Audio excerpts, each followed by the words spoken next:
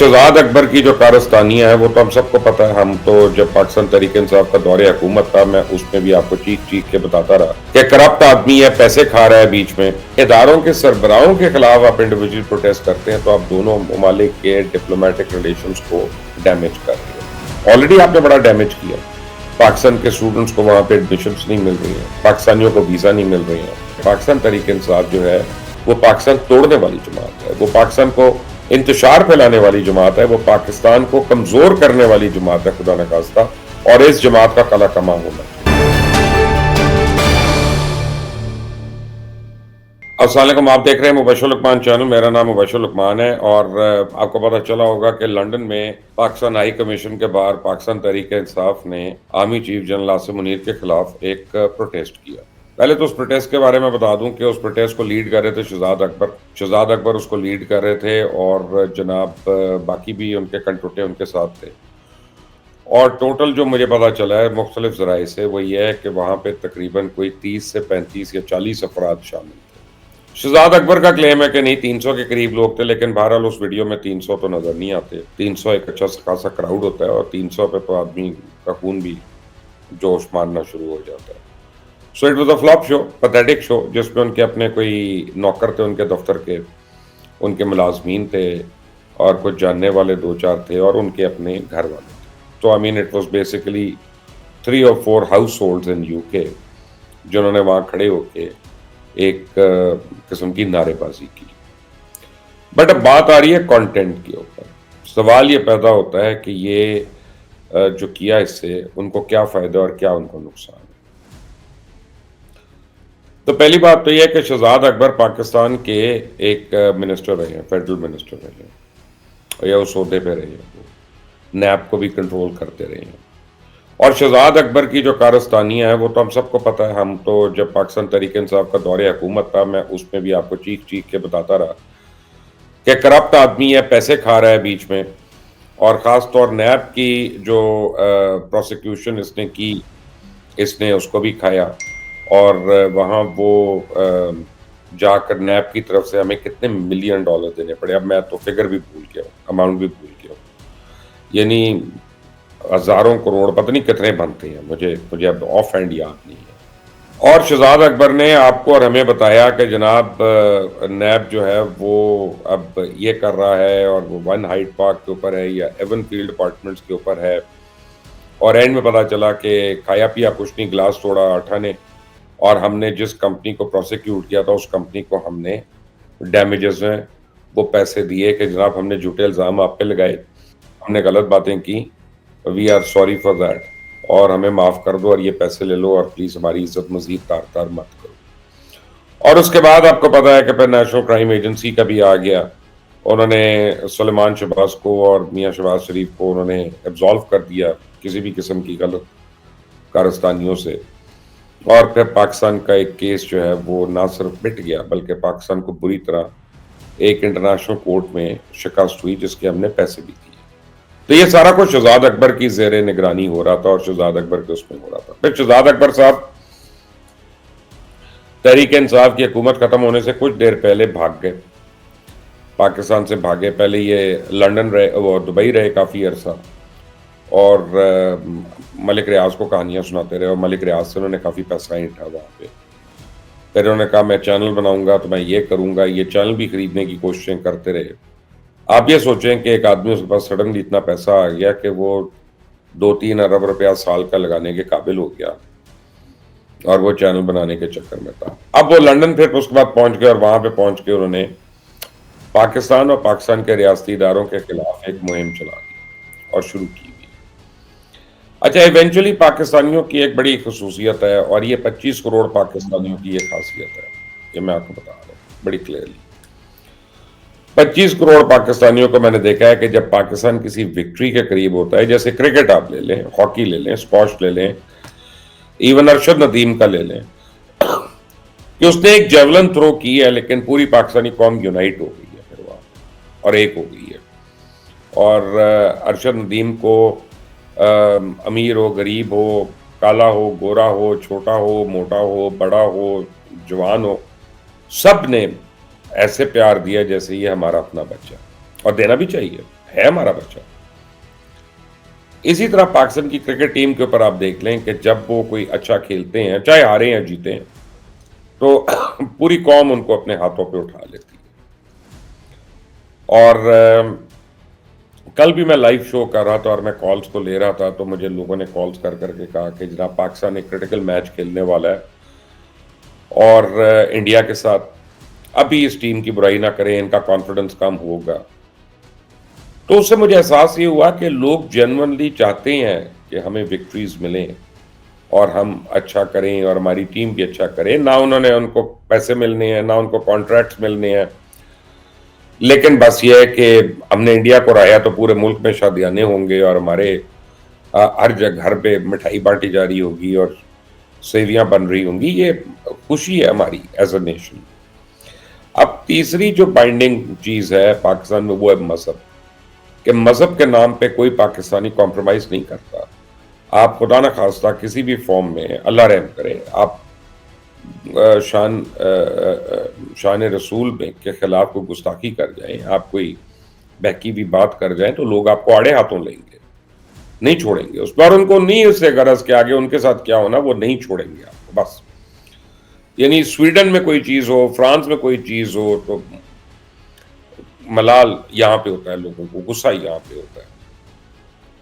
چوتھی چیز جو پاکستان کی ایک بڑی بائنڈنگ فورس ہے وہ افواج پاکستان ہے. اور افواج پاکستان کا آپ نے دیکھا، لاسٹ ہم نے جو مارکا دیکھا وہ پبلک کی نالج میں جو ہے، ویسے تو روز ہوتا ہے کچھ نہ کچھ، لیکن وہ 28 فروری کا تھا، 29 فروری کا، جب ابھی نندن کو ہم نے چائے پلائی اور پھر اس کے بعد اس کو واپس بھیجا.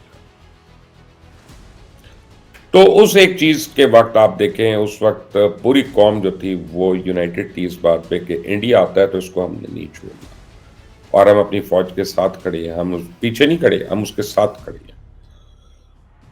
اچھا، اب آپ باہر جا کے اگر پاکستانی افواج کے بارے میں بھی نہیں بلکہ پاکستان کے آرمی چیف کے بارے میں آپ اس طرح کی بات کرتے ہیں یا کوئی پروٹیسٹ کرنے کی کوشش کرتے ہیں، بھلے اسے 50 آدمی ہیں یا 500 آدمی ہیں، تو بیسیکلی آپ دنیا کو کیا باتیں بتا رہے ہیں؟ آپ یہ بتا رہے ہیں ہمیں جمہوریت نہیں چاہیے، ہمیں ادارے مضبوط نہیں چاہیے، ہمیں سپریم کورٹ کے اوپر اعتبار نہیں ہے، ہم سپریم کورٹ کے اوپر 3 حرف بھیجتے ہیں، ہم ہائی کورٹس کے اوپر کئی حروف بھیجتے ہیں، ہمارا عدالتی نظام فرسودہ ہے، ہمارے وکیل بکاؤ ہیں. آپ بیسیکلی یہ بتا رہے ہیں لوگوں کو.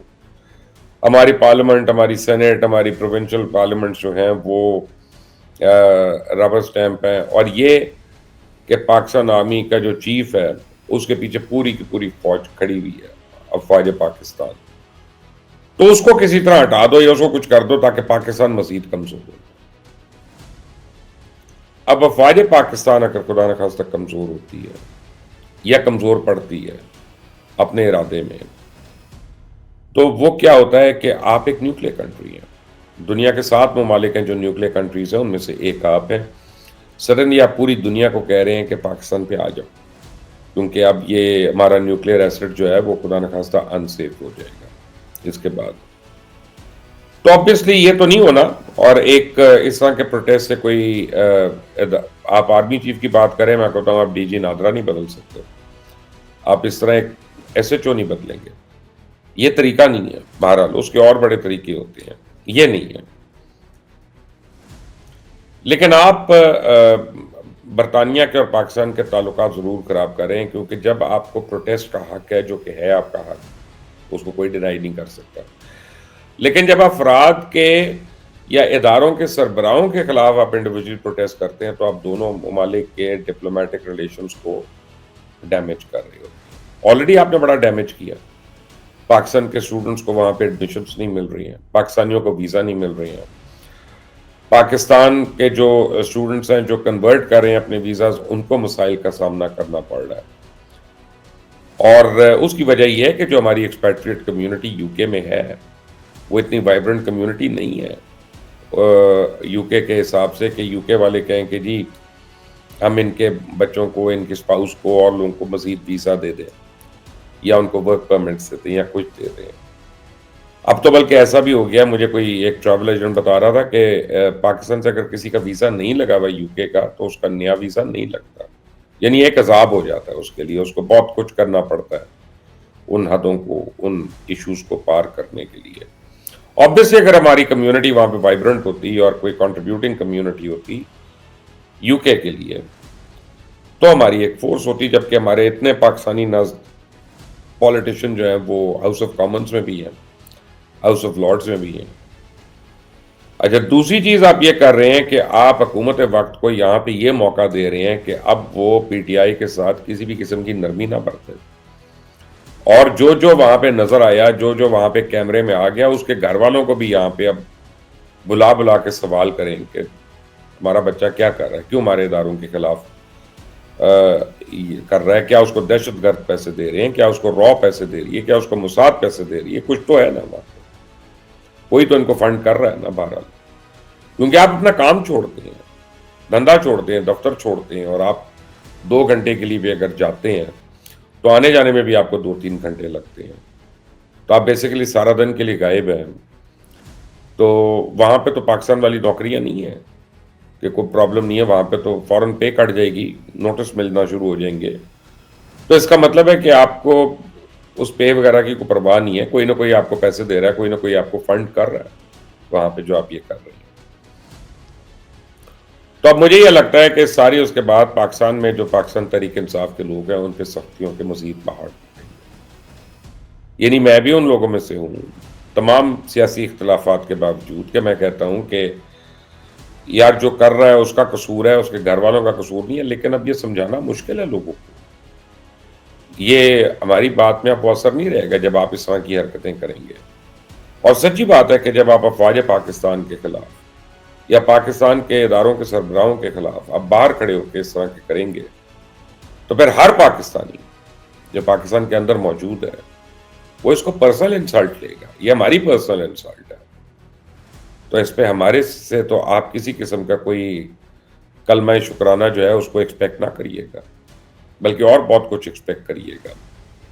अब मेरा तो रिजॉल्व इसमें पक्का हो गया है कि पाकिस्तान तहरीक इंसाफ जो है वो पाकिस्तान तोड़ने वाली जमात है, वो पाकिस्तान को इंतशार फैलाने वाली जमात है, वो पाकिस्तान को कमज़ोर करने वाली जमात है, खुदा न खास्ता। और इस जमात का कला कमा होना चाहिए, इस जमात को बैन होना चाहिए, इसकी आवाज़ जो है उसको दबाना चाहिए, क्योंकि ये गैर मुल्की ताकतों के हाथों में खेल रहे हैं और उनके एजेंडास को प्रमोट कर रहे हैं। क्योंकि पाकिस्तान को, एक न्यूक्लियर पाकिस्तान को कमज़ोर करने का फ़ायदा किसको हो सकता है? हिंदुस्तान को, इजराइल को, पाकिस्तान के दुश्मनों को। तो पार्टनर, पाकिस्तान के दुश्मनों के साथ तो हम हाथ नहीं मिला सकते, और उनके लिए हमारा किसी किस्म का कोई सॉफ्ट कॉर्नर नहीं है। आप मेरी बात से एग्री करते हैं तो कमेंट्स अपनी राय दीजिएगा, और पाकिस्तान तहरीक इंसाफ अब तैयार रहे, जो है मार्का तो अब पड़ेगा, क्योंकि अब आज आपने ये प्रोटेस्ट कर दिया तो कल आपके खिलाफ भी होगा प्रोटेस्ट, तो फिर आप उसको भी रोकने की कोशिश करिएगा। तो ये कहाँ ख़त्म होगा मामला? मज़ीद सुबकी, मज़ीद बदनामी पाकिस्तान की, पाकिस्तानी पासपोर्ट की। अगर आपको जिस मुल्क ने आपको इज्जत दी, जिस मुल्क ने आपको सब कुछ दिया, कि जिसकी मरहून मिन्नत है आप, जिसकी वजह से आप बाहर जाके बैठे हुए, जिस पासपोर्ट पे आप बाहर बैठे हुए, अगर आप उसकी इज्जत नहीं कर सकते तो आपकी इज्जत कौन करेगा और क्यों करेगा? इसका भी जवाब दीजिएगा। अंटिल द नेक्स्ट टाइम, अल्लाह हाफिज़।